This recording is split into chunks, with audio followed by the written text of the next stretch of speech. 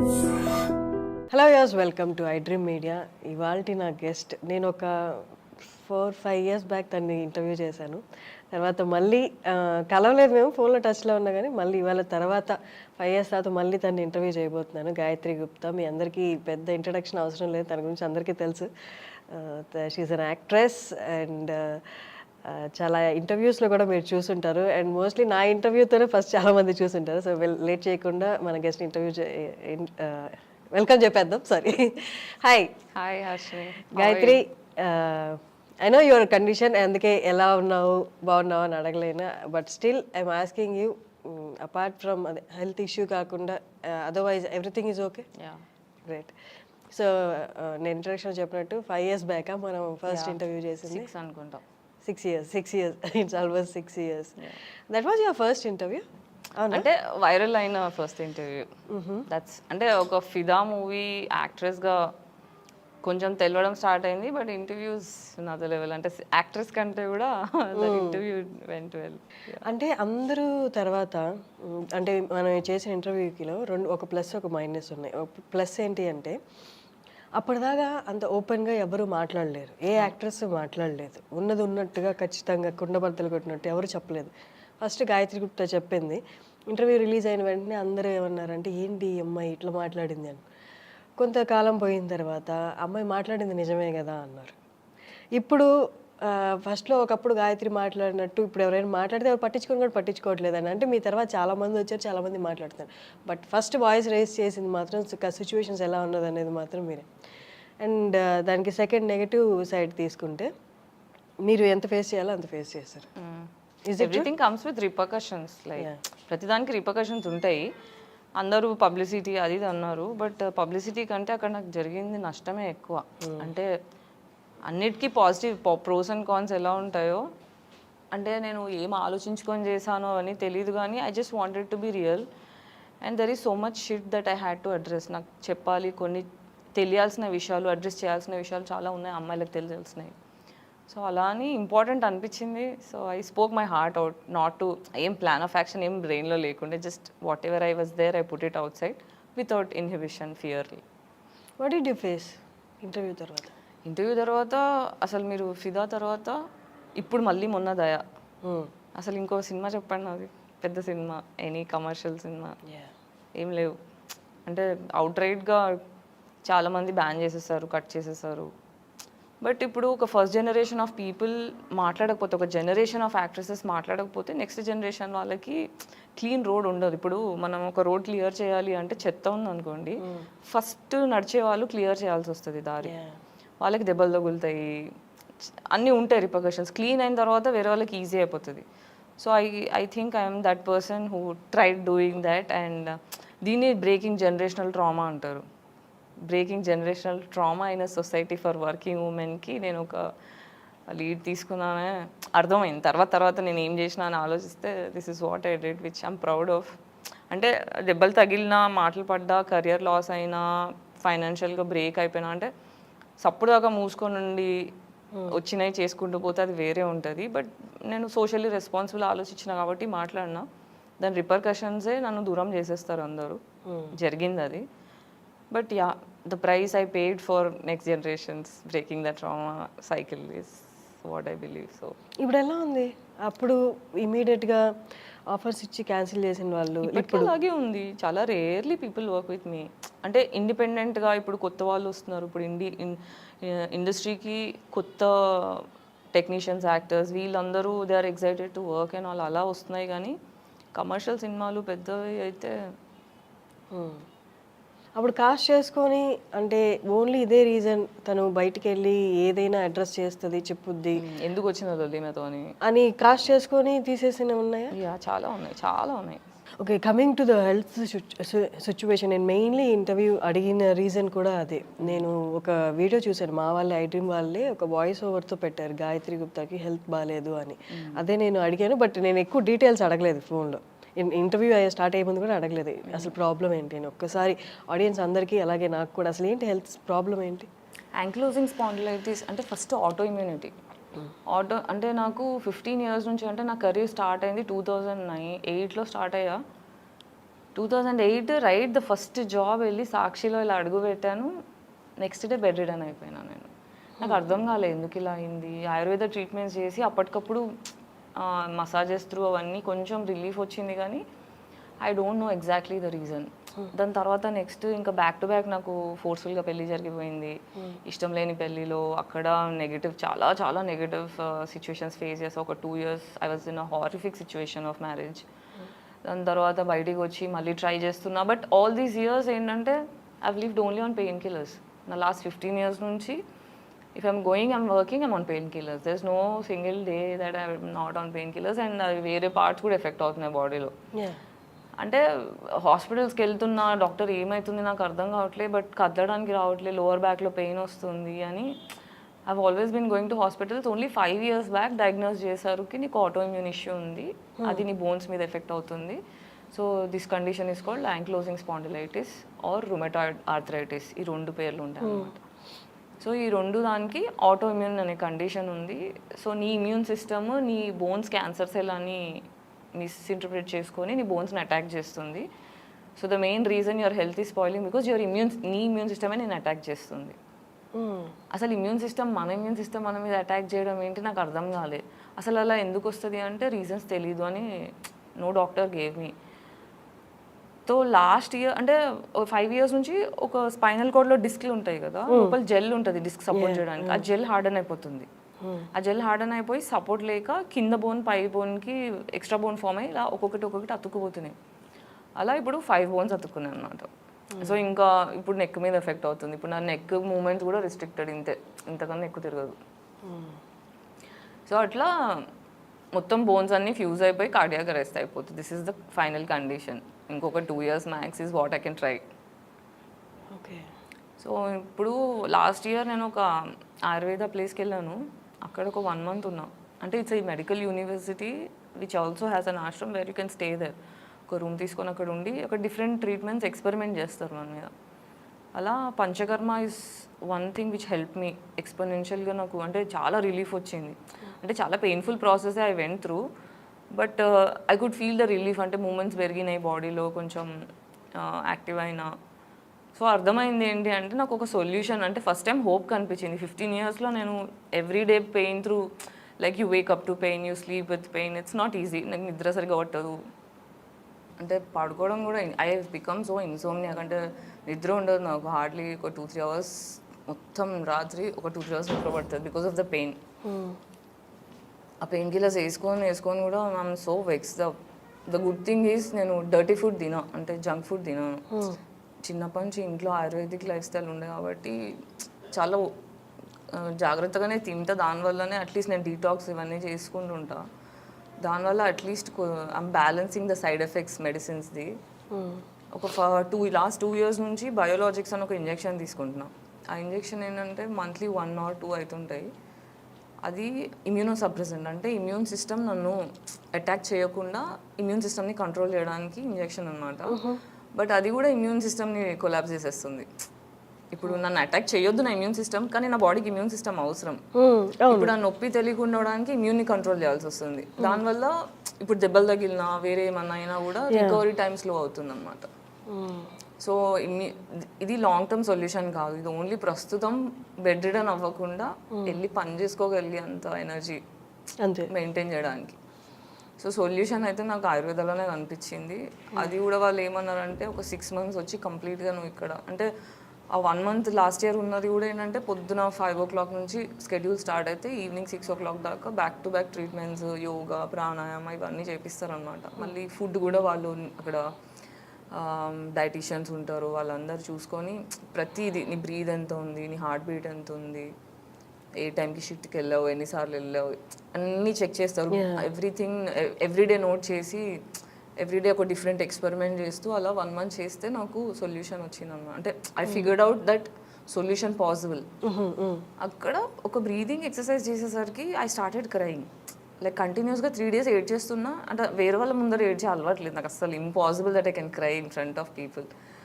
అలాంటిది కంట్రోల్ చేసుకోలేనంత ఏడుపు వచ్చేస్తుంది. ఏదో తేడా పుడుతుంది, ఏమవుతుంది నాకు అని వెళ్ళి డాక్టర్ని అడిగి నాకు ఒక సైకాలజిస్ట్ సెషన్ కావాలి, ఐ డోంట్ నో ఎందుకు ఇలా ఏడుస్తున్నానో తెలీదు అంటే అక్కడ సైకాలజిస్ట్తోని ఒక మీటింగ్ పెట్టారు. అక్కడ she asked about all the life, అంటే నీ ఫస్ట్ 10 years లైఫ్ గురించి చెప్పు, నెక్స్ట్ 10 years లైఫ్ గురించి చెప్పి ఇవన్నీ. తర్వాత what she told us, you have childhood trauma ఉంది, ఒక కాంప్లెక్స్ CPTSD అంటారు, complex post traumatic stress disorder. ఇవన్నీ మెంటల్ కండిషన్స్. అదేంటంటే మన న్యూరాన్స్ ఉంటాయి కదా, ఆ న్యూరాన్స్ 3 months కన్నా ఎక్కువ నెగిటివ్ ఎమోషన్స్ తీసుకోలేవన్నమాట. సో 3 months కన్నా ఎక్కువ కంటిన్యూస్గా నీకు నెగిటివ్ హార్మోన్స్ మైండ్లో నడుస్తూ ఉంటే that will carry to your body. అది ఇంకా బాడీకి పంపించేస్తుంది. సో బాడీలో ఏ వీక్ పార్ట్ ఉంటే అది ఎఫెక్ట్ చేస్తుంది అనమాట. సో ఆటోఇమ్యూన్ కండిషన్ ఏంటంటే ఇంకా అలా అటాక్ చేస్తూ ఉంటుంది. నెగిటివ్ అంటే నువ్వు ఎంత నెగిటివ్ సిచ్యువేషన్స్లో ఉంటే నీకు అంత పెయిన్ ఎక్కువ అవుతూ ఉంటుంది. సో దీనికి సొల్యూషన్ అంటే apart from the treatment, loud voice అంటే గట్టిగా అరిచేవాళ్ళు, గొడవ పడేవాళ్ళు, ఇలాంటి సిచ్యువేషన్స్లో, ఎక్స్‌ప్లాయిటేషన్లో, ఈ డిప్రెషన్లో ఇలా ఉండకూడదు నేను. సో మ్యాక్సిమం నేను ఇంకా అలా కట్ చేసుకుంటూ అందరు మనుషులు దూరమే అవుతున్నారు. అంటే నెగిటివ్ సిచ్యువేషన్స్లో నేను ఉండకూడదు అంటే సొసైటీ అంతా నాకు అంత ఫేర్ సొసైటీలో లేము మనం. Specially when you don't have a family, నువ్వు ఒక్కదానివే ఉంటున్నావు అంటే నీకు there is nobody to stand for you when you're fighting for your self.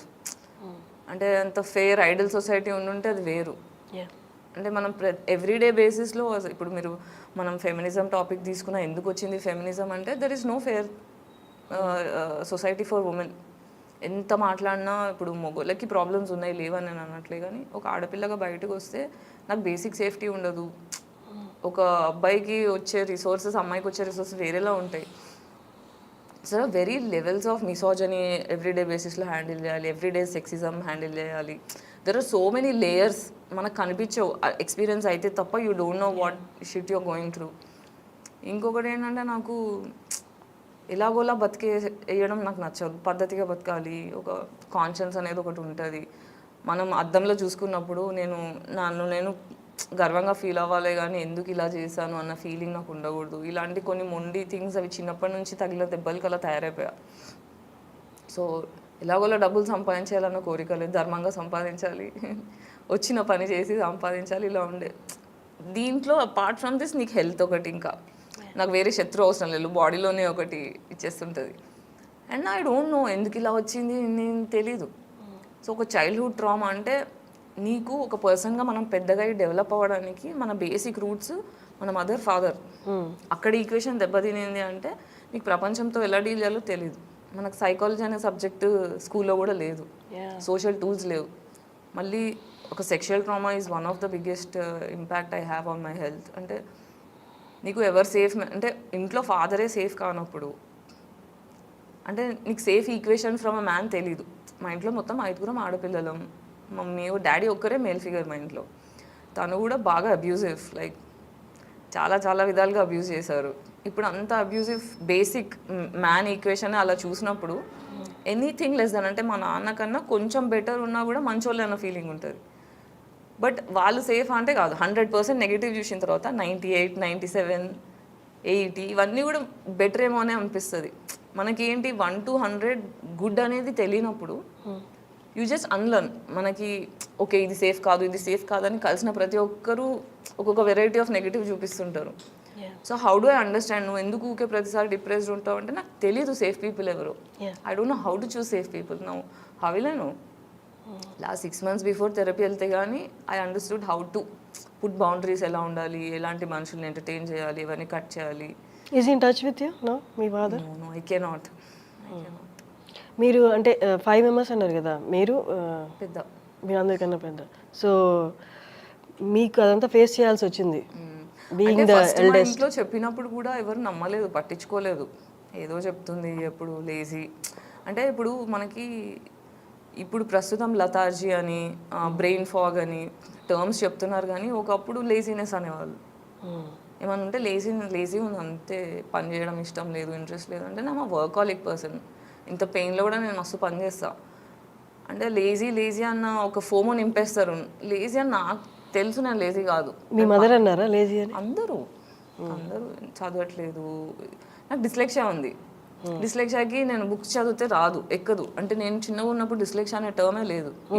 Last 10 years నుంచి వచ్చిందేమో probably, people are talking about it. But dyslexia ఉండి నేను education cope up కాలేనప్పుడు దానికి కొట్టడం వల్ల చదువులు రావు కదా. మనకి చదువు ఎలా రావాలి అని ఆల్టర్నేట్ వేస్ వెతకాలి. కానీ ఇట్ వాజ్ ఆల్ అంటే ఇమోషనల్ ఇంటెలిజెన్స్ అనేది లేదు, అంటే as a society it self లేదు మోస్ట్లీ, అంటే ఎడ్యుకేటెడ్ అయి ఉంటే తప్పితే అట్లా.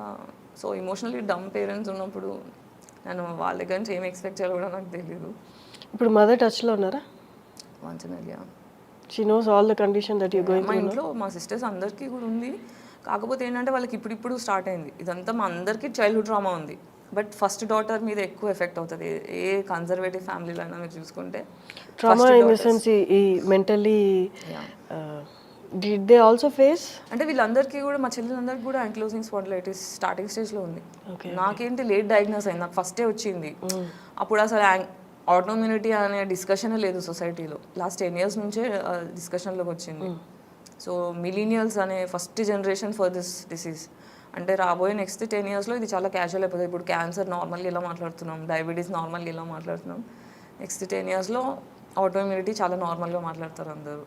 గాయత్రి, అంటే ఇప్పుడు సినిమాల్లో ఉన్నారు అంటే ఓకే, వీళ్ళకి డబ్బులు బాగుంటాయి, ఎంతో కొంత పోగేసే ఉంటారు, ఆపర్చునిటీస్ కొంచెం అడపా వస్తున్నా డబ్బులు అయితే పోగేసే ఉంటారు. ఒక ఆపర్చునిటీ కాబట్టి ఇంకోటి ఏదో ఒకటి వచ్చే ఉంటుంది అనుకుంటారు. డబ్బులు ఉన్నాయి కదా ఎందుకు క్రౌడ్ ఫండింగ్ అన్న వాళ్ళకి సమాధానం ఏంటి? డబ్బులు ఉండవు అంటే ఇప్పుడు నువ్వు రిచ్ ఫ్యామిలీ నుంచి అన్న రావాలి, లేదా ఆల్రెడీ ఇండస్ట్రీలో ఉన్న బ్యాక్గ్రౌండ్ ఫ్యామిలీస్ నుంచి రావాలి, లేదు అంటే ఎవరితో పడితే వాళ్ళతో పడుకోవడానికి రెడీ ఉండాలి. These are the 3 options that you have to become rich in the industry. అదన్నీ లేకుండా నువ్వు ఏ బ్యాక్గ్రౌండ్ లేకుండా నువ్వు ధర్మంగా వెళ్ళి ఏ సపోర్ట్ లేకుండా నువ్వు పైకి రావాలి అంటే డబ్బులు రావు. మా అంటే నేను ఫేమస్ అయ్యాను కానీ డబ్బులు రావు. ఎందుకంటే ఇప్పుడు ఫర్ ఎగ్జాంపుల్ నేను ఫ్రెండ్ క్యారెక్టరే చేసిన, సిస్టర్ క్యారెక్టరే చేసిన, నాకు ఒక అమౌంట్ ఇస్తారు. ఇదే క్యారెక్టర్ బాలీవుడ్ నుంచి వచ్చి ఎవరన్నా చేస్తే వాళ్ళకి పే ఎక్స్పోనెన్షియల్లీ డిఫరెంట్ ఉంటుంది. ఇప్పుడు హీరోయిన్కి తీసుకుంటేనే ఫేర్ ప్రైస్ ఉండదు. ఇప్పుడు హీరోకి వచ్చే రెమ్యునరేషన్ హీరోయిన్కి ఇవ్వరు. అలా మళ్ళీ మీరు మిగతా క్యారెక్టర్స్ అవి తీసుకున్న పీనట్స్, లిటరల్గా చెప్పాలంటే పీనట్స్. ఇప్పుడు 15 ఏళ్ళు అవుతుంది ఇండస్ట్రీలో ఉండి, ఎన్ని సినిమాలు చేసినా ఇంకా పీనట్సే ఆఫర్ చేస్తారు కానీ they don't pay you much. ఆ వచ్చే పైసలు కూడా సగం ఎగర కొట్టేస్తారు, సగం ఇయ్యరు. కొన్ని ప్రొడక్షన్స్ మాత్రమే పద్ధతిగా ఇస్తారు. అట్లా అంటే ఏ లెవెల్ ఆఫ్ ఎక్స్ప్లాయిటేషన్ ఎవరి రేంజ్లో వాళ్ళు తోచినంత వాళ్ళు ఎక్స్ప్లాయిట్ చేస్తూనే ఉంటారు. ఇక్కడ అంతా ఎట్లా అంటే మనం బట్టలు వేసుకున్న యానిమల్సే అంతా. ఇప్పుడు నార్మల్గా డైలీ సర్వైవలే మనకు ఇప్పుడు వస్తున్న ఆపర్చునిటీస్తో సర్వైవ్ అవ్వడమే కష్టం ఆ డబ్బులతోటి, పైగా ఈ హెల్త్ కండిషన్స్. ఎలా how you managing everything right now ప్రస్తుతానికి? ఇప్పుడు నేను ఇంటర్వ్యూస్ చేస్తుంటా, యూట్యూబ్ వీడియోస్ చేస్తుంటా, మూవీస్ చేస్తుంటా, ఇవన్నీ కాకుండా పక్క నుంచి ఫ్రెండ్స్ హెల్ప్ చేస్తుంటారు, మా మమ్మీ హెల్ప్ చేస్తుంటుంది అప్పుడప్పుడు. అంటే ఎంత దూరం ఉన్నా ఏదైనా mummy I can still call her and take help, little help. కానీ మమ్మీ మీద నేను ఎంత బర్డెన్ వేయాలి? Even she has a life, she has been through a lot. అంటే ఇప్పుడు మా మమ్మీ నాకన్నా పెద్దది, ఇంకా చాలా ఎక్స్పీరియన్స్ చేసింది trauma from my father family. So I don't want to, అంటే ఒక లిమిట్ వరకు హెల్ప్ అడగవచ్చు కానీ ఇంతకన్నా నేను అడగలేను మమ్మీని. బట్ ఎలా అంటే ఇప్పుడు హెల్త్ ప్రాబ్లం ఉంది కాబట్టి అంటే ఓవరాల్ 100% అయితే ఇవ్వలేవు కదా ఇప్పుడు రైట్ నా ఈ సిచ్యువేషన్లో. Then how? అందుకే ఇప్పుడు క్రౌడ్ ఫండింగ్ చేసుకుందామని ఇంపాక్ట్ గురు అని ఒక క్రౌడ్ ఫండింగ్ సైట్ ఉంది, వాళ్ళతో మాట్లాడాను. ఇప్పుడు నాకేంటంటే ఆయుర్వేద ట్రీట్మెంట్ అక్కడికి వెళ్ళి ఆశ్రమంలో ఉండిపోవాలి 6 months బ్యాక్ టు బ్యాక్. ఇంకా హైదరాబాద్ మర్చిపోయి పని మర్చిపోయి అక్కడికి వెళ్ళిపోవాలి. వెళ్ళిపోతే అక్కడ 6 months నేను ట్రీట్మెంట్ తీసుకుంటే అంటే వాళ్ళు ఏమన్నారంటే ఇదంతా ఎక్స్పెరిమెంట్ మాత్రమే, బికాజ్ రిలీఫ్ దొరికింది కాబట్టి మేము ధైర్యం చేస్తాము. సో ఇప్పుడు నెక్స్ట్ జనరేషన్ వాళ్ళకి ఆటోఇమ్యూన్ కండిషన్స్కి కావాలన్నా ఎక్స్పెరిమెంట్స్ చేస్తేనే ఆన్సర్స్ దొరుకుతాయి. ఇంగ్లీష్ మెడిసిన్స్లో అయితే లేవు ఆన్సర్స్, లేవు. Only pain management, physiotherapy. అది టెంపరీ రిలీఫ్ ఇస్తుంది కానీ దట్స్ నాట్ అ సొల్యూషన్. ఇప్పుడు డైలీ లైఫ్ ఎలా ఉంటుంది అంటే ఎంతసేపు కూర్చోగలరు, ఎంతసేపు నడవగలరు, అట్లా డైలీ అసలు రొటీన్ ఏంటి చెప్పండి? ఇప్పుడు నేను పెయిన్ కిల్లర్స్ లేకపోతే ఆటోఇమ్యూన్కి ఇంజెక్షన్ వేసుకోకపోతే ఆన్ బెడ్, నేను కూడా కదలలేను. ఇవాళ ఇంజెక్షన్ తీసుకున్నారా? On painkillers right no injection. Okay. అంటే ఇంజెక్షన్ తీసుకున్నా మళ్ళీ ఒక 2 మధ్యలో అప్పుడప్పుడు మళ్ళీ పెయిన్ కిల్లర్స్ తీసుకోవాల్సి వస్తుంది. బట్ అంటే ఇంకా most of the time I'm acting or shooting or writing scripts or అంటే ఇండిపెండెంట్ ఆర్టిస్ట్తో ఈ మధ్య కొలాబరేట్ అవుతున్నా. అంటే ఐఎమ్ లైకింగ్ దాట్. అంటే ఇండిపెండెంట్ మ్యూజిషియన్స్ కూడా చాలా ఇంట్రెస్టింగ్ అనిపించింది అట్ సైడ్. సో వాళ్ళతో కొలాబరేషన్స్ అవుతున్నాయి. ఇన్కమ్ సోర్స్ అంటే బతకడానికి కావాల్సినంత ఏదో ఒకటి చేసి వస్తుంది. బట్ అంతకన్నా ట్రీట్మెంట్స్కి కానీ నేనేమన్నా ఇప్పుడు నేను డైరెక్షన్ చేయాలన్నా, డెమో షూట్ చేసుకోవాలన్నా, ఇప్పుడు రైటింగ్ వర్క్ ఉంటుంది. నా స్టోరీ నేను రాసుకోవాలి అంటే నేను ఇంట్లో కూర్చొని రైటింగ్ ప్రాసెస్ లాంగ్ ప్రాసెస్. ఇప్పుడు అదంతా ఎఫోర్డ్ చేయడానికి నేను చేయలేను. సో ఇట్స్ ఆల్వేస్ లైఫ్ ఎట్లా అయిపోయిందంటే బిల్స్ వర్సెస్ ప్యాషన్. నీకు ప్యాషన్ కావాలా, బిల్స్ కావాలా, సచ్చినట్టు బిల్సే కట్టుకోవాలి. సో అట్లా నాకు కావాల్సింది, నేను యాక్చువల్ పొటెన్షియల్ ఉంది చేయాలనుకుంది, నేను చేయలేకపోతున్నాను. Because I'm stuck in survival mode because of the health. ఈ హెల్త్ ఏమైనా సెట్ అయితే కానీ నేను ఇంకా వేరే ఏం చేయలేను. అందుకే 6 months బ్రేక్ తీసుకొని అన్నీ దూరం పెట్టి వెళ్ళి ట్రీట్మెంట్ కంప్లీట్గా తీసుకొని, అప్పుడు హెల్త్ ఏమైనా ఉంటేనే కదా సరిగ్గా పని చేసుకునేది. హెల్త్ బాగాలే అంటే 10 years నుంచి కూడా పని చేయాలి, రెస్ట్ తీసుకునేంత ధైర్యం కూడా లేదు. ఎంత నొప్పి ఉన్నా కూడా you have to go and work. I'm tired now, I want to take rest and take treatment. So ఇప్పుడు ఒక 12 lakhs దాకా అవసరం పడుతుంది, 10 to 12 అలా అవుతుంది. సో ఇంపాక్ట్ గురు వాళ్ళతో మాట్లాడాను, ఒక 12 lakhs వరకు క్రౌడ్ ఫండ్ రేస్ చేద్దామని. అక్కడ మొత్తం నా రిపోర్ట్స్ కానీ, నా డీటెయిల్స్ ఆఫ్ మై హెల్త్ అవన్నీ పెట్టాను. ఓకే. సో ఇంకా క్రౌడ్ ఫండ్కి ఆ లింక్ షేర్ చేద్దాము. And I want to talk about this because I'm vulnerable. Okay, ఇప్పుడు this is tough for me. నేను ఒక క్రౌడ్ ఫండింగ్ రైజ్ చేయడం కానీ, అంటే being an actress, this is tough for me. And also vulnerable situations అందరికి వస్తాయి. ఇప్పుడు పూరి గారికి కూడా ఎంత పెద్ద ఫిల్మ్ మేకర్, అన్ని సక్సెస్ఫుల్ సినిమాలు తీసినా there was a last time. మనం లైఫ్లో లో అయిపోయినప్పుడు, పడిపోయినప్పుడు ఫ్రెండ్స్ కానీ పట్టించుకొని మళ్ళీ you have to, as a society మన బాధ్యత ఏంటి, when somebody is falling down, pull them up. So yeah, as a society please pull me up అని. గ్రేట్. కొంచెం సోషల్లీ రెస్పాన్సిబుల్ అవ్వండి అని ట్యాప్ చేయడానికి, అడగడానికి. I'm just trying to. Great, you have taken the right step. అంటే చాలామంది అక్కడే కన్ఫ్యూజన్లో ఉంటారు. అంటే ఇప్పుడు నేను బాగానే ఉన్నాను, నాకు ఆపర్చునిటీస్ ఇవ్వండి అని పోర్ట్రేట్ చేయాలా, లేదు నాకు బాగాలేదు, నేను మళ్ళీ రికవర్ అవుతాను, మంచి పొజిషన్లోకి వస్తాను, అప్పుడు దాకా నాకు హెల్ప్ చేయను. ఈ రెండిట్లో కన్ఫ్యూజ్ అయిపోతుంటారు అనమాట, ఏది ఎటు వెళ్తుంది అని. But you have taken the right step. This is what ఈ నీడెడ్, ఈ పాయింట్ ఆఫ్ టైంలో this is what needed. You came that. Gayatri, అంటే well you are telling that చిన్నప్పుడు ట్రామాలు కానీ, ఫోర్స్డ్ మ్యారేజ్ కానీ, ఇవన్నీ ఒకదాని తర్వాత ఒకటి దెబ్బలు, బయట నుంచి దెబ్బలు, లోపల నుంచి హెల్త్ దెబ్బలు. ఏది స్ట్రాంగ్ పిల్లర్, స్ట్రాంగ్ ఏది నిలబడింది, నేను తట్టుకోగలను అని కాన్ఫిడెన్స్ ఇచ్చింది ఏంటి ఇదంతా ప్రాసెస్లో? I don't know how. అంటే నేను వెనక తిరిగి చూసుకుంటే ఐ గెట్ సర్ప్రైజ్. అలా ఇవన్నీ ఎలా నార్మల్గా వచ్చేసా బయటికి నాకు అర్థం కాదు. అంటే ఇద్దరు పిచ్చిలేసిపోయి ఉండాలి లేదా చచ్చిపోయి ఉండాలి అని అనిపిస్తుంది. ఎందుకంటే thousands of suicide attempts చేశాను నేను. అంటే ఒక 10 years నుంచి మానేశాను. బట్ ఫస్ట్ అంటే ఈ హెల్త్ అటాక్ అయిన ఫస్ట్ 5 years నాకేం అర్థం కాలే. It was shock and I don't have anybody beside me. అంటే నువ్వు హెల్త్ బాగాలేనప్పుడు బెడ్ రిడన్ అయితే ఒక లెవెల్ అయితే, నీ పక్కన ఆ టైంలో ఎవరు లేకపోవడం ఇట్స్ ఇన్సేన్. మళ్ళీ ఆ టైంలో కూడా you have to work, monthly bills కట్టుకోవాల్సిందే. So it has always been tough. అంటే ఇప్పుడు సక్సెస్ ఎందుకు అవ్వలేదు అంటే, ఫస్ట్ ఆఫ్ ఆల్ నేను సర్వైవల్ మోడ్లో ఉన్నా. నేను సర్వైవల్ మోడ్లో ఉండి ఎట్లా సక్సెస్ అవుతా? నాకు అసలు ఈ హెల్త్ ఇష్యూ అర్థం కావడానికే 10 ఏళ్ళు పట్టింది. 15 yearsలో 5 years బ్యాక్ డయాగ్నోస్ చేశారు డాక్టర్స్. అది బోన్స్ అతుక్కోవడం స్టార్ట్ అయిన దగ్గర నుంచి. ఇప్పుడు మా చెల్లెలకి స్టార్టింగ్ స్టేజ్లో ఉంది. బోన్స్ ఫస్టే ముందే కేర్ తీసేసుకుంటే that is another level. At least they are safe, అంటే సొల్యూషన్స్ దొరికేసాయి. కానీ నాది ఇప్పుడు పర్మనెంట్ డ్యామేజ్, అంటే బోన్స్ ఏదైతే అతుక్కోబోతుందో దానికి సొల్యూషన్ లేదు. And it is only growing. ఏంటి మరి నెక్స్ట్ ఏంటి? 6 months తర్వాత తెలుస్తుంది. అంటే దాని తర్వాత ఏంటో నాకు తెలీదు, I don't no. But at least relief అయితే దొరికింది. లాస్ట్ ఇయర్ ట్రై చేసినప్పుడు హోప్ వచ్చింది, అంటే వస్తుంది సొల్యూషన్ వస్తుంది అని చెప్పి ఆన్సర్ అయితే దొరికింది. ఇంతకుముందు ఎప్పుడు దీనికి సొల్యూషన్ లేదు, దీనికి ఇంకేం లేదని అందరు డాక్టర్స్, అంటే నీకు ఇంకా మ్యాక్స్ 5 years ఉందని లాస్ట్ 3 years బ్యాక్ చెప్పేశారు. అంత గివప్ చేసేసిన తర్వాత నేను ఇంకెక్కువ సూసైడల్ అయిపోయా. బయటికి అల్లరి చేసుకుంటూ నవ్వుకుంటూ కనిపిస్తా, కానీ end of the day I'm home alone and it was all dark. ఇప్పుడు లాస్ట్ ఇయర్ నుంచి అట్లీస్ట్ ఐఎమ్ హోప్ఫుల్. అండ్ చూడాలి 6 months తర్వాత, కానీ నేను ఏం క్లియర్గా మాట్లాడలేను. ఇఫ్ ఐఎమ్ నాట్ రాంగ్, అంటే మీ you are comfortable to discuss, చెప్పండి. లాస్ట్ టైం మనం ఇంటర్వ్యూ చేసినప్పుడు you said that you find love. ఏమైంది? అంతే. ఇప్పుడు నేను అదే చెప్తున్నాను కదా, ఎవ్రీ టైం ఇప్పుడు ఫాదర్ ఈక్వేషన్ సరిగ్గా లేనప్పుడు I'm only letting toxic relationships. Toxic ఏంటిది అనే క్లియర్ డెఫినేషన్ తెలియకపోవడం వల్ల now I'm single and I'm peaceful like this. అంటే ఎవ్రీ టాక్సిక్ రిలేషన్షిప్ ఇంకా ట్రామటైజ్ చేసేసింది నన్ను. అంటే ప్రతిసారి I was always like I'm sure this person is good for me, this person will be there in my life అన్న ప్రతి confidence has been killed. అంటే మన పేట్రియార్కల్ సొసైటీ నుంచి వచ్చే అబ్బాయిల most of the men are into patriarchal misogyny కదా.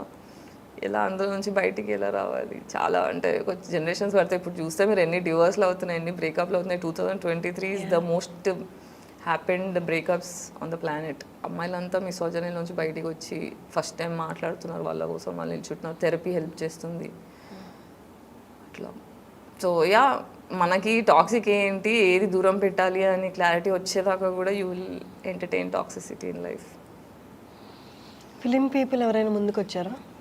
Help చేస్తారు కానీ ఎంతవరకు. ఇప్పుడు ఎంత చేసినా అదంతా పీనట్స్ కిందకే. నాకు ఇప్పుడు సాలిడ్గా ఇంత అమౌంట్ హెల్ప్ చేసి అంత క్లోజ్ ఫ్రెండ్షిప్ ఎవరితో లేదు. ఉన్నా కూడా ఏంటి, ఇప్పుడు హెల్ప్ చేసినా కూడా మళ్ళీ గోకడమే. ఇప్పుడు హెల్త్కినా గోకడమే. It's torture. అంటే ఇంకా ఎన్నేళ్ళు, ఇంకా ఎంత, how much should this be a bothering. I'm so tired of this shit. Own friends చేస్తారు అట్లా. చుట్టుపక్కల ఎన్నో ఏళ్ళ నుంచి చూస్తూ, నా స్ట్రగుల్స్ చూస్తూ, నా హెల్త్ ఇష్యూస్ చూస్తూ కూడా ఇలా చేస్తారు. పక్క హెల్త్ పాడైపోయి నా హెల్త్ కోసం హెల్ప్ చేసి కూడా యా, హెల్ప్ చేసిన తర్వాత మళ్ళీ ఇది ఫస్టే కాదు. Don't worry, I'm here, I help you అంటారు. తర్వాత మళ్ళీ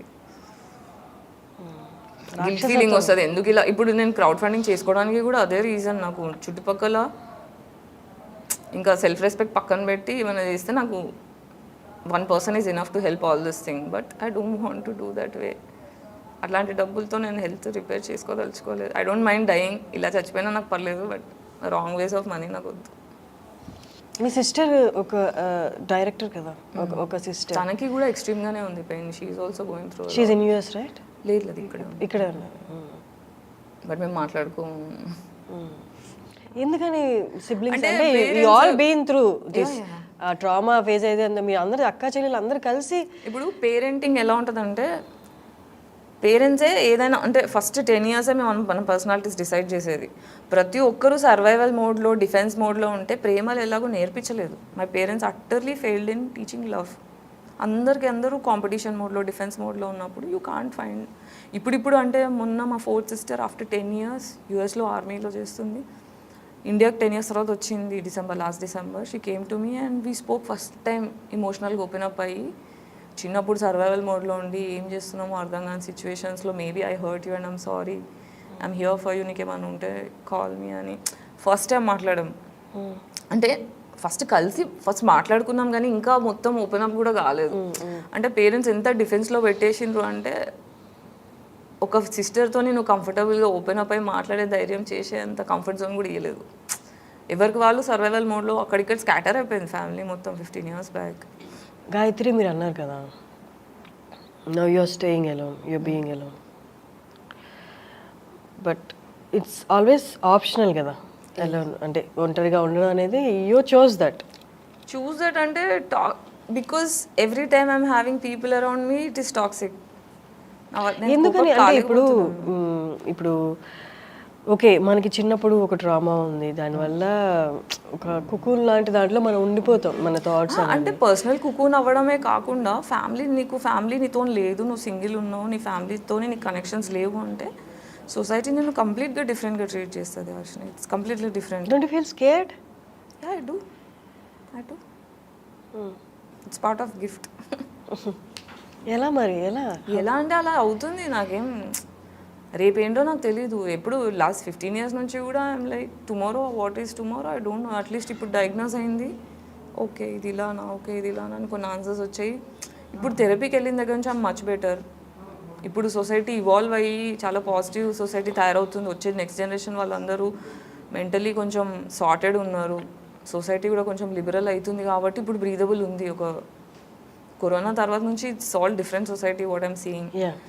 సో ఫ్యామిలీ కనెక్షన్స్ అసలు లేవు, జీరో. లైక్ కజిన్స్ నుంచి కానీ, రిలేటివ్స్ నుంచి కానీ, ఫ్యామిలీ నుంచి కానీ జీరో అన్నప్పుడు నువ్వు ఒక అనాథవి. అనాథని వరల్డ్ ఒక డిఫరెంట్గా ట్రీట్ చేస్తుంది. You have no idea. ఫ్యామిలీలో ఉండే డైనమిక్స్ వేరు, అలోన్గా ఉంటే డైనమిక్స్ వేరు. Did you ever feel like maybe నేనే సరిగ్గా అవన్నీ ఫస్ట్ వచ్చే థాట్సే. దెన్ థెరపీకి వెళ్ళిన తర్వాత అర్థమైంది ప్రాబ్లం నేను కాదు, నాకు ప్రాబ్లం జరిగింది. So I don't have to own the guilt. అంటే అనవసరమైన గిల్ట్ క్యారీ చేసిన ఎక్కువ. అంటే ఎందుకు నన్ను రిజెక్ట్ చేస్తున్నారు మై ఫ్యామిలీ, వై మై, నాదేం తప్పు ఉంది? ఒక చిన్న చైల్డ్కి ఏం తెలుస్తుంది తప్పు ఒప్పు? You new to the world.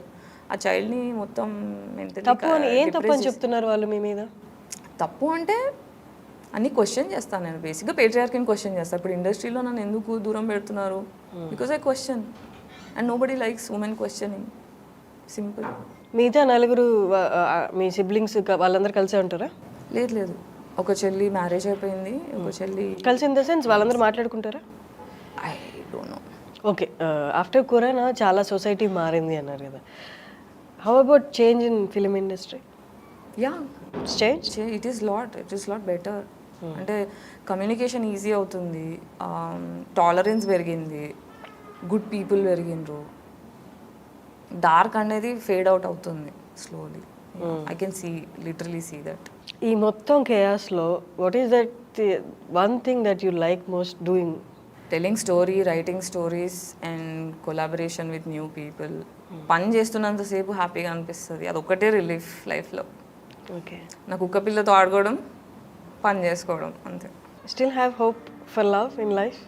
I'm not looking for love anymore. అంటే not from the opposite gender? No, ప్రస్తుతం I want to focus on just repairing my health, then think about anything.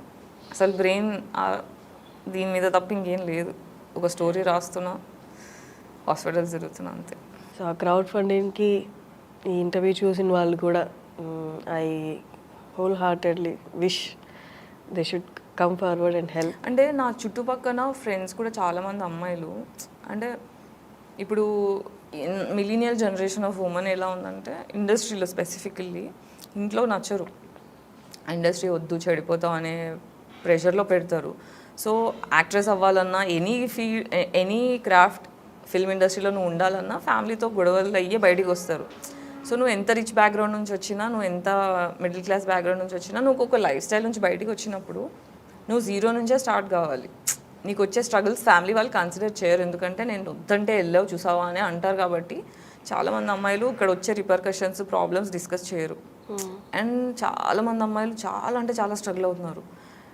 ఆ ఫైనాన్షియల్ స్ట్రగుల్లో, హెల్త్ స్ట్రగుల్స్లో, కెరియర్ స్ట్రగుల్లో చాలామంది ఇలా డబ్బులు ఇచ్చి help చేస్తాము, నేను invest చేస్తాను, నేను చూసుకుంటానని చాలామంది ఇలాంటి మేల్ ప్రిడేటర్స్కి బలవుతూ ఉంటారు అనమాట.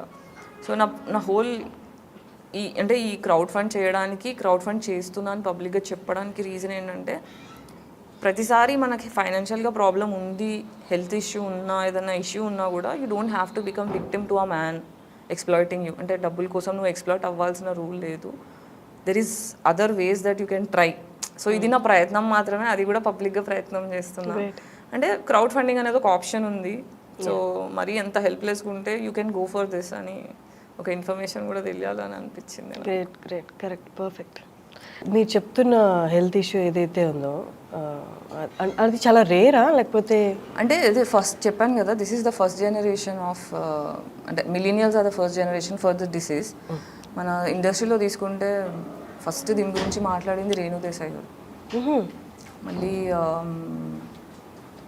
ఇంకొక యాక్ట్రెస్ ఉన్నారు, ఆ పేరు గుర్తు రావట్లేదు, పిల్లికలు ఉంటాయి, ఐశ్వర్య రాయ్ లాగా కనిపిస్తారు. She came from Bollywood, she has this issue. Sneha Ullal, Renu Desai garu. ఇప్పుడు Samantha is also going through the same autoimmune కండిషనే, but she has on muscle, eyes retina మీద, మసిల్ మీద it affected for Samantha. So yeah, అంటే ఈవెన్ వెంకటేష్ గారికి, మహేష్ బాబు గారికి కూడా దిస్ థింగ్స్ ఇస్ దేర్, అంటే they are also going through. అంటే last time నేను మహేష్ బాబు గారి ఇంటర్వ్యూ చూసినప్పుడు సిద్ధ వైద్యం గురించి మాట్లాడాను. అప్పుడు అర్థం కాలేదు, బట్ ఇప్పుడు నేను పంచకర్మ ట్రీట్మెంట్ ఇవన్నీ స్టార్ట్ చేసిన తర్వాత, వన్స్ ఆన్సర్స్ దొరికిన తర్వాత నాకు అప్పుడు ఇప్పుడు నేను నెక్స్ట్ సిద్ధ వైద్యం కూడా వెళ్ళి కన్సల్ట్ అవ్వాలి. అంటే ఇప్పుడు ఎక్స్పెరిమెంట్ చేయాలి, అంటే ఏది వర్కౌట్ అవుతుంది, ఏది సొల్యూషన్ వస్తుంది అని.